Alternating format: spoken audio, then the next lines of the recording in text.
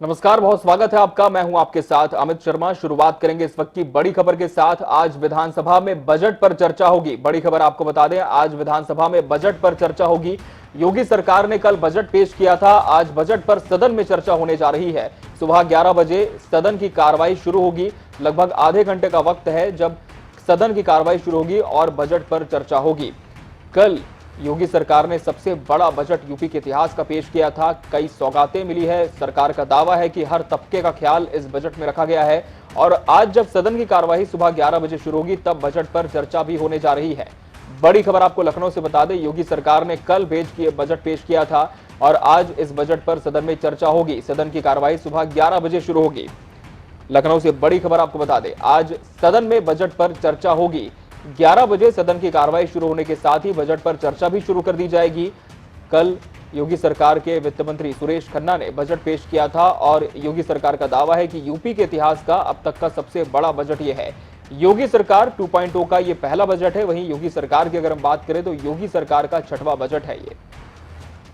और सरकार का दावा है कि इस बजट को समीक्षा करके बनाया गया है। तमाम वस्तुओं को समायोजित किया गया है। आगरा, वाराणसी, गोरखपुर, प्रयागराज में सेफ सिटी योजना इस बजट में इसका प्रावधान है और योगी 2.0 का महा बजट इसे कहा जा रहा है। सड़कों के निर्माण के लिए 18,561 करोड़ रुपए प्रस्तावित हुए हैं। इसकी व्यवस्था हुई है। पूर्वांचल और बुंदेलखंड की योजनाओं के लिए 700 करोड़ रुपए को मंजूरी मिली है। योगी सरकार के बजट की बड़ी बातें आपको बता दें, रिंग रोड फ्लाईओवर के लिए 600 करोड़ रुपए, रिंग रोड फ्लाईओवर के लिए 600 करोड़ रुपए लगाएंगे। राजघाट पुल से रामनगर तक सड़क के लिए 500 करोड़ रुपए की व्यवस्था निर्धारित की गई है। प्रमुख जिला मार्गों के चौड़ीकरण के लिए 2600 करोड़ रुपए दिए जाएंगे। तो बजट की ये तमाम बड़ी बातें हैं जो इस वक्त आप ग्राफिक्स के जरिए स्क्रीन पर भी देख पा रहे हैं। लेकिन आज बजट पर जब चर्चा होगी तब सदन में किस तरह का माहौल होगा, जान लेते हमारे सहयोगी अनूप कुमार सिंह हमारे साथ लखनऊ से लाइव जुड़ चुके हैं। उनका रुख करते हैं हम। अनूप, आज जब सदन में बजट पर चर्चा होगी, इससे यह साफ है कि सरकार एक तरफ अपनी उपलब्धियों को गिनाने में, अपने तमाम समायोजन के तरीकों को गिनाने में कोई कसर नहीं छोड़ेगी। वहीं दूसरी तरफ अनूप, विपक्ष भी जमकर हंगामा कर सकता है इस पूरे बजट को लेकर। देखिए अमित, आज 5वां दिन है। कल उत्तर प्रदेश के इतिहास का सबसे बड़ा बजट कल उत्तर प्रदेश सरकार के वित्त मंत्री सुरेश खन्ना ने पेश किया था। उसके बाद मुख्यमंत्री ने प्रेस कॉन्फ्रेंस करके उत्तर प्रदेश की जो बजट में जो प्रावधान है उसको भी सबके सामने रखी थी, जिसमें खासकर सबसे बड़ी बात कही थी कि उत्तर प्रदेश में जो निचले स्तर के लोग रहने वाले हैं उनको जो फ्री सिलेंडर देने की बात संकल्प पत्र में कही थी उसको भी इसी बजट में समाहित किया गया है। उत्तर प्रदेश सरकार बनने से पहले 130 संकल्प पत्र में जो बातें कही गई थी, जनता से वादे किए गए थे, उसकी 97 वादे इसी बजट में पूरे करने के लिए उसमें प्रावधान किया गया है। निश्चित रूप से हालांकि अगर विपक्ष की बात कर रहे हैं तो विपक्ष ने कांग्रेस की बात करें या फिर समाजवादी पार्टी की बात करें, दोनों पार्टियों ने माइनस मार्किंग दी है। तो ऐसे में आज जब सरकार जब बहस इस पे होगी बजट पर तो विपक्ष निश्चित रूप से इस पर हमलावर होगा, क्योंकि लगातार अखिलेश यादव कहते आए हैं इस जो बजट है वो आम जनता के लिए नहीं है, लोग परेशान हैं, किसानों के लिए कुछ नहीं है, बेरोजगारी के लिए कुछ नहीं, भ्रष्टाचार उत्तर प्रदेश में है, कानून व्यवस्था खराब है, तमाम चीजों के मुद्दे सदन में भी उठाए हैं। अब देखना यह होगा कि उस समय जब बहस पर चल रही होगी बजट पर, उस पर विपक्ष क्या कुछ हमलावर होता है। लेकिन 12:30 बजे के आसपास मुख्यमंत्री योगी आदित्यनाथ का भी संबोधन हो सकता है। अखिलेश यादव भी उस समय मौजूद रहेंगे। बजट को लेकर के जो राज्यपाल आनंदीबेन का अभिभाषण हुआ था उसका भी आज धन्यवाद ज्ञापन भी मुख्यमंत्री करेंगे। उसके बाद फिर बजट पे चर्चा होगी। तो निश्चित रूप से पूरी तैयारी हो गई है। अभी 11 बजे बजट की शुरुआत, सत्र की शुरुआत होगी, इसमें चर्चा शुरू होगी। उस पे बाद देखना होगा विपक्ष किस प्रकार से हमलावर होता है या फिर सरकार पक्ष इस अपनी बात को किस तरीके से पक्ष में रखेगी। बिल्कुल अनूप, इस वक्त आप खड़े हैं, हम देख भी पा रहे हैं तस्वीरें, काफी गहमा गहमी आपके पीछे है, आना जाना शुरू हो चुका है। क्या कुछ देख पा रहे हैं? तस्वीरें भी जरूर दर्शकों तक पहुंचाएं। साथ ही ये भी बताएं कि कब तक जो तमाम बड़े नेता है वो सदन पहुंच सकते हैं, क्योंकि 11 बजने में अब कुछ ही समय रह गया है। देखिए तमाम विधायक और मंत्री पहुंच चुके हैं, अभी भी पहुंचना शुरू है। हमारे ठीक पीछे एमएलसी दीपक जो कांग्रेस के हैं उनकी बाइट चल रही है, उनसी बाइट सुनाएं, क्योंकि आज से एमएलसी जो उनका पद खत्म हो रहा है, उनका कार्यकाल खत्म हो रहा है। लगातार जिस तरीके से सब जो विधायक हैं, एमएलसी हैं या फिर मंत्री विधानसभा सत्र के लोग आ रहे हैं, 11 बजे की कार्रवाई शुरू हो जाएगी।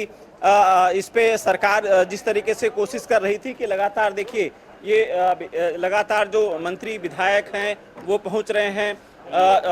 आज मैं एमएलसी दीपक सिंह से भी बात कराऊंगा किस तरीके से। दीपक जी, आज विधानसभा परिषद में भी, विधानसभा में भी उस पे बहस होगी बजट पर। किस तरीके से देखते हैं बजट को और क्या कुछ कांग्रेस करने वाली है? मैं तो आपके सारे व्यूअर्स से एक बात कहूंगा कि वो बजट उठा लें पिछला 5 भारतीय जनता पार्टी का, हर बार उसी को फोटो कॉपी करके अगले बजट में कुछ आंकड़ों की हेरा फेरी करके प्रस्तुत कर दिया जाता है। स्कीमों की बासी कड़ी बनाई जाती है, उसे उबाल कर प्रस्तुत कर दिया जाता है। तो इस तरह से मुझे लगता नहीं कि सरकार चल रही है। बिना जिस तरह से काम किए सरकार जीत कर आती है उस तरह से हर बार नहीं चलेगा। वो एक कहावत कही जाती है कि अंधे की लाठी बार बार नहीं गायब होती।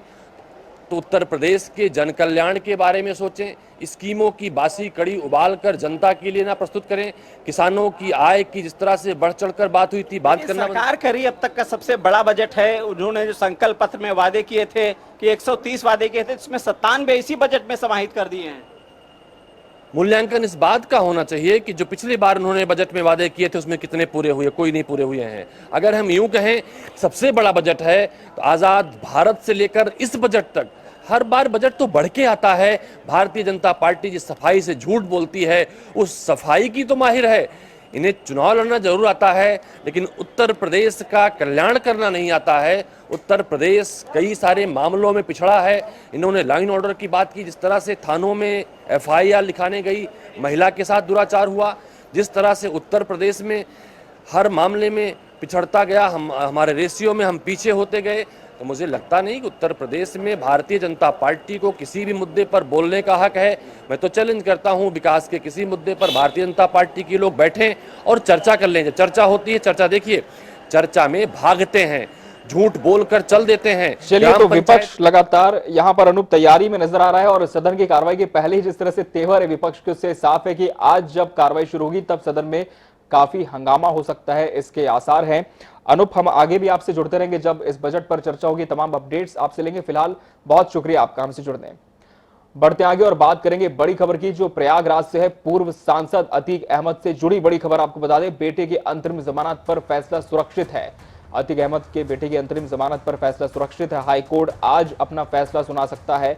बेटे पर 5 करोड़ की रंगदारी, जानलेवा हमला का आरोप है। बेटे पर 5 करोड़ की रंगदारी वसूलने के आरोप है, साथ ही जानलेवा हमला करने का भी आरोप लगा है बेटे पर। और हाईकोर्ट इस पर आज फैसला सुना सकता है कि क्या सजा होगी आरोपी को। तो अतीक अहमद से जुड़ी बड़ी खबर आपको बता दें, प्रयागराज से पूर्व सांसद अतीक अहमद के बेटे के मामले में आज हाईकोर्ट अपना फैसला देगा।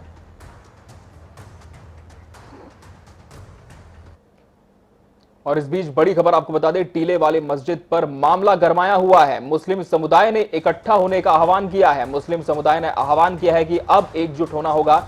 नमाज को लेकर पुलिस ने अलर्ट जारी किया है। हिंदू महासभा ने हनुमान चालीसा का ऐलान किया था। तो काफी तनाव की स्थिति लखनऊ में आपको बता दें, नमाज को लेकर पुलिस ने अलर्ट जारी किया है। और चूंकि आज जुम्मा भी है और इस वजह से काफी अलर्ट है। हमारे सहयोगी तौकीर किदवई का हम रुख कर लेंगे, लखनऊ से लाइव हमारे साथ जुड़ चुके हैं।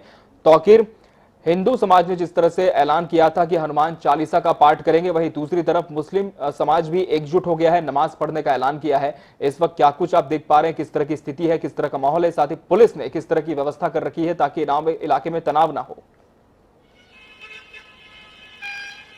देखिए 1:30 बजे करीब यहाँ पर नमाज होनी है टीले वाली मस्जिद पर। तो फिलहाल जो पुलिस के इंतजाम है वो बढ़ाए जा रहे हैं लगातार। हम तस्वीरों में दिखाएंगे आपको कि वो जो पुलिस है उसकी टोलियां यहाँ पर आ चुकी हैं। पुलिस ने सुरक्षा बढ़ा रखी है और अभी कुछ देर बाद ही यहाँ पर कई आला अधिकारी भी आने वाले हैं और थोड़ी देर पहले भी जायजा लेकर गए भी हैं। देखिए ये मामला जो है टीले वाली मस्जिद का, ये पिछले शुक्रवार को भी गरमाया था जब हिंदू महासभा के प्रदेश अध्यक्ष आशीष तिवारी ने ऐलान किया था कि वो इसी जगह पर आकर हनुमान चालीसा का पाठ करेंगे। पुलिस ने देर रात ही उनको समझाने बुझाने की कोशिश की थी और काफी जद्दोजहद के बाद उन्होंने फेसबुक पोस्ट किया कि वो फिलहाल इस तरह का जो प्रोग्राम है उसको कैंसिल कर रहे हैं। लेकिन शुक्रवार की सुबह ही पुलिस ने उनको फिर एक बार हिरासत में लिया और करीब 24 घंटे के बाद जो शांति भंग की धारा थी उसमें उनको चालान किया था। फिलहाल उसके बाद उसके माना जा रहा था कि उनके समर्थक हैं वो यहाँ पहुंचेंगे, लेकिन पुलिस ने यहाँ पर शिकंजा कस रखा है। आसपास पुलिस की टोलियां मस्जिद के चारों तरफ नजर आ रही हैं। आज भी इसी तरह से देखते हुए जो मुस्लिम समुदाय है, जो उसके इस टीला अली मस्जिद के जो इमाम है फजलुर रहमान, उन्होंने ऐलान किया सभी लोगों से कि आज यहाँ पर मौजूद रहें और जुमे की नमाज साथ में पढ़ें और शांति अमन की जो दुआ है वो यहीं से की जाए। लेकिन इसमें भी कंट्राडिक्शन है। कई जो सोशल मीडिया पे हमने देखा तो कई लोग ऐसे हैं जो इस बात कई तरह के लोगों की रिएक्शन भी है, लेकिन सुरक्षा व्यवस्था की बात की जाए तो मस्जिद को लेकर जरूर बड़ी नजर आ रही है। बिल्कुल, तो तमाम इंतजाम यहां पर पुलिस की तरफ से किए गए हैं और आगे भी हम आपका रुख करेंगे। तौकीर, फिलहाल बहुत शुक्रिया आपका हमसे जुड़ने के लिए इस खबर पर। बढ़ते आगे, केंद्रीय मंत्री महेंद्र नाथ पांडे चंदौली दौरे पर रहे। इस दौरान कई कार्यक्रमों में शिरकत की और जिले में करोड़ों रुपए की लागत से निर्मित होने वाले 6 सुलभ कॉम्प्लेक्स का शिलान्यास किया। इस दौरान उन्होंने यूपी बजट को लोक हितकारी बजट करार दिया। वित्त मंत्री और मुख्यमंत्री योगी आदित्यनाथ को धन्यवाद दिया। महेंद्र पांडे ने कहा कि उत्तर प्रदेश में योगी सरकार जिस तरह से आई है उसका अभिनंदन है। मुख्यमंत्री की पहल पर उनके वित्त मंत्री सुरेश खन्ना ने विकास परक बजट पेश किया, जिसमें खासकर रोजगार के बड़े अवसर भी शामिल किए गए हैं। इस बजट से 4.5 लाख प्रत्यक्ष रोजगार तत्काल और अप्रत्यक्ष तरीके से 20 लाख रोजगार की संभावनाएं बनाई गई है। इसके साथ साथ युवाओं के लिए विवेकानंद युवा केंद्र के माध्यम से भी कई पहल की गई है।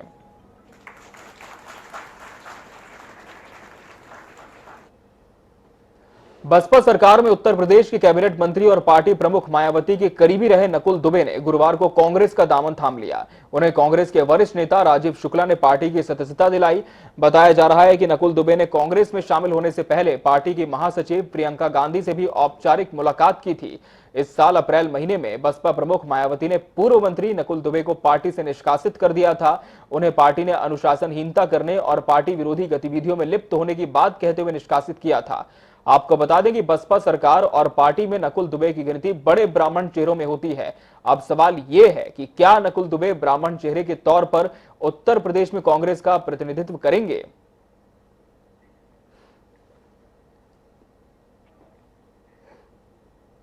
उत्तर प्रदेश में इस साल होने वाले निकाय चुनाव के लिए सभी पार्टियों ने तैयारियां शुरू कर दी हैं। इस बीच खबर है कि नगरीय निकाय चुनाव को लेकर बहुजन समाज पार्टी नई रणनीति बनाएगी, जिसे लेकर बहुजन समाज पार्टी की मुखिया और पूर्व सीएम मायावती ने मंथन करने के लिए लखनऊ में पार्टी पदाधिकारियों की एक अहम बैठक बुलाई। बसपा अध्यक्ष मायावती ने यह बैठक 27 और 28 मई को बुलाई है। बैठक के पहले दिन मायावती मुख्य जोन प्रभारियों और दूसरे दिन जिला अध्यक्षों के साथ बैठक करेंगी। आपको बता दें कि हाल ही में हुए विधानसभा चुनावों में पार्टी को करारी हार मिली थी। मायावती अब पार्टी को मजबूत बनाने की लगातार कोशिश कर रही है। इसके लिए वो लगातार विचार विमर्श कर रही हैं। इस बैठक में पदाधिकारियों को जिम्मेदारी सौंपी जाएगी। इसमें 2024 में होने वाले लोकसभा चुनाव की रणनीति पर भी चर्चा हो सकती है।